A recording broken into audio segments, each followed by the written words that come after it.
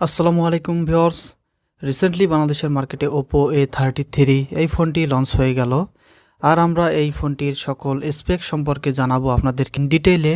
এই ফোনটির সকল ভালো মন্দ দিক নিয়ে পেশাল বার্তে আমি আছি পলাশ আহমেদ, আর আপনারা দেখছেন ইজিটেক বিডি ইউটিউব চ্যানেল। ভিডিওটি শুরু করার আগে বলতে চাই, আপনারা যদি আমার চ্যানেলে নতুন হয়ে থাকেন তাহলে অবশ্যই চ্যানেলটিকে সাবস্ক্রাইব করবেন এবং পাশে থাকা বেল আইকনটিও বাজিয়ে দেবেন। ধন্যবাদ। তো যাই হোক, Oppo A33 এই ফোনটির বর্তমান প্রাইস হচ্ছে 13,990 টাকা। ডিসপ্লে সেকশনে Oppo A33 এই ফোনটিতে ব্যবহার করা হয়েছে 6.5 ইঞ্চ একটি IPS LCD ডিসপ্লে, এবং এই ডিসপ্লেটি অবশ্যই HD প্লাস ডিসপ্লে। এখানে HD প্লাস ডিসপ্লের সাথে ব্যবহার করা হয়েছে 90 হার্জ রিফ্রেশ রেট সমৃদ্ধ। তবে 90 হার্জ রিফ্রেশ রেট সম্পর্কে এখনই আপনাদের কিছু বলতেছি না, এই ব্যাপারে কিছুক্ষণ পরে আসছি। যাই হোক, HD প্লাস ডিসপ্লে হওয়াতেও এখানে ডিসপ্লের কালার এবং স্যাচুরেশন ছিল বেশ ভালো। HD প্লাস ডিসপ্লে হলেও এখানে শার্পনেসের অভাবটা খুব একটা নোটিস করবেন না, কারণ এখানে এই ডিসপ্লেটি অনেক কালারফুল। ফোনটির সেটিং থেকে ডিসপ্লে অপশনে গিয়ে ডিসপ্লে থেকে কালার অপশনটিকে কমিয়ে বাড়িয়ে নিতে পারবেন, অর্থাৎ ডিসপ্লের কালার টেম্পারেচারকে কমিয়ে বাড়িয়ে নিয়ে নিজের মতো করে সাজিয়ে নিতে পারবেন। এবারে 90 হার্জ ডিসপ্লে সম্পর্কে কিছু কথা বলি। 90 হার্জ থাকাতে ডিসপ্লের স্মুথনিংটা এটা কিছুটা বেটার হয়, কিন্তু HD প্লাস ডিসপ্লের সাথে 90 হার্জ রিফ্রেশ রেট সেটা আসলেই বেমানান। HD প্লাস ডিসপ্লের সাথে 90 হার্জ রিফ্রেশ রেট সেটার পারফরমেন্স অনেকটা উইক হয়ে থাকে এবং কম হয়ে থাকে, কিন্তু ফুল HD প্লাস ডিসপ্লের সাথে এর পারফরমেন্সটা কিছুটা হলেও বেটার হয়ে থাকে। 90 হার্জের যে রিফ্রেশ রেট সেটা আসলে একটা ফিল পাওয়া যায়। তো যাই হোক, ডিসপ্লেতে প্রোটেক্টর হিসেবে ব্যবহার করা হয়েছে কর্নিং গোরিলা গ্লাস 3 এর প্রোটেকশন। ফোনটির বিল্ড কোয়ালিটি হিসেবে সম্পূর্ণ আগাগোড়া প্লাস্টিক বিল্ড পাচ্ছেন, এবং প্লাস্টিকের কোয়ালিটি আমার কাছে ভালোই মনে হয়েছে। এখানে ব্যাকে ব্যবহার করা হয়েছে পলিকার্বনেট, এবং পলিকার্বনেটের যে গ্লোসিটা সেটা খুব একটা আহামরি আমার কাছে লাগেনি, এবং এটাকে একটা ডিসেন্ট গ্লোসি বলা যায়। ফোনটির নিচের দিকে থাকছে USB type C port, speaker grille, earphone jack, microphone, এবং ফোনটির বাম পাশে থাকছে ভলিউম রকার আর ডেডিকেটেড সিম কার্ড স্লট, আর ডান পাশে থাকছে পাওয়ার বাটন। সিকিউরিটি সেকশনে এই ফোনটিতে ব্যবহার করা হয়েছে ফেস আনলক সুবিধা, এবং পাশাপাশি ব্যবহার করা হয়েছে একটি ফিঙ্গারপ্রিন্ট সেন্সর, যেখানে ফিঙ্গারপ্রিন্টের স্পিড ছিল আমাদের কাছে খুব ভালোই লেগেছে। এর অ্যাকিউরেসি এবং স্পিডটাও ছিল বেশ ভালো।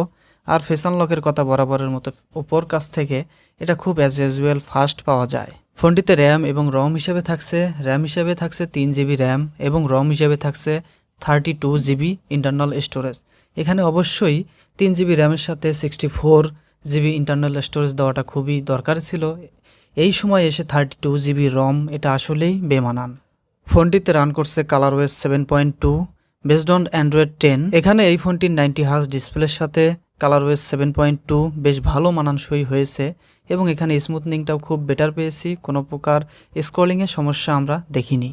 ColorOS 7.2তে ডার্ক মোড সহ ইত্যাদি ইত্যাদি অপশন রয়েছে, যা আপনারা ফোনটিকে চালালেই বুঝতে পারবেন।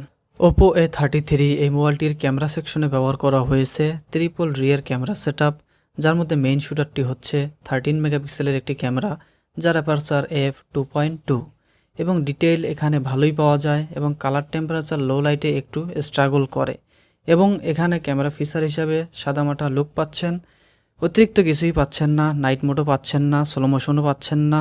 ভিডিওতে স্টেবিলিটি সুবিধা আছে, যেটা আপনারা বন্ধও করে দিতে পারবেন এবং চালুও করে দিতে পারবেন। মেইন ক্যামেরাতে ভালোই ডিটেইল থাকে, এবং এখানে জুম করলেও মোটামুটি ভালো ডিটেইল পাবেন ডে লাইটে। তবে লো লাইটে কিছুটা স্ট্রাগল করে, নয়েজ আসে, এবং লো লাইটে লাইট কন্ডিশনে গেলেও নয়েজ খুব একটা দেখা যায় এই ফোনটিতে। ফটো এবং ভিডিও উভয় সেকশনে 6x জুম সুবিধা পাচ্ছেন, এবং পোর্ট্রেট মোডের এজ ডিটেকশন ভালোই ছিল এই ফোনটিতে, এবং আপনারা চাইলে পোর্ট্রেট মোডের এজ ডিটেকশনটা বা ব্লার অ্যামাউন্টটা কমিয়ে বাড়িয়ে নিতে পারবেন।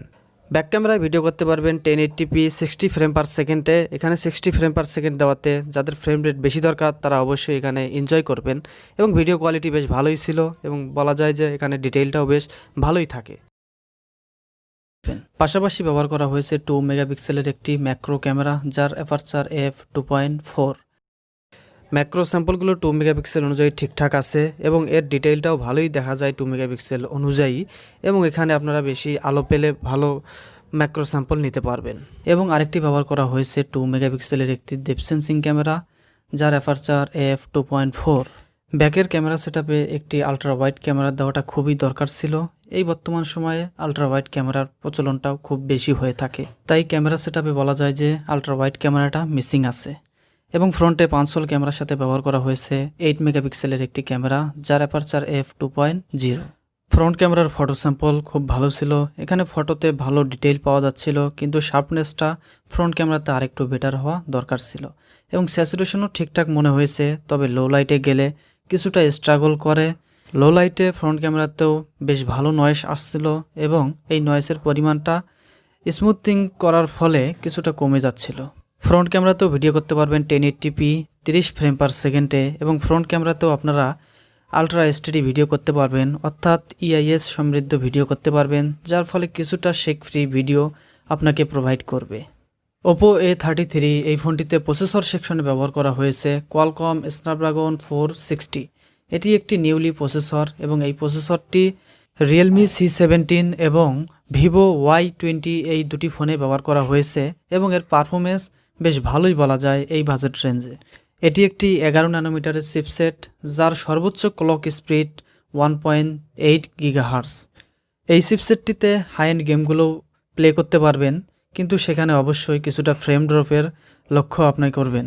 এই ফোনটিতে পাবজি খেলতে পারবেন এবং পাবজির এক্সপিরিয়েন্সটাও ছিল খুব ভালো এবং এখানে পাবজির চেয়ে বেটার এক্সপিরিয়েন্স পাবেন ফ্রি ফায়ার গেমে এবং এখানে অ্যাসফল 9ও আপনারা রান করতে পারবেন এবং সেখানে কিছুটা ল্যাগি ভাব পাবেন।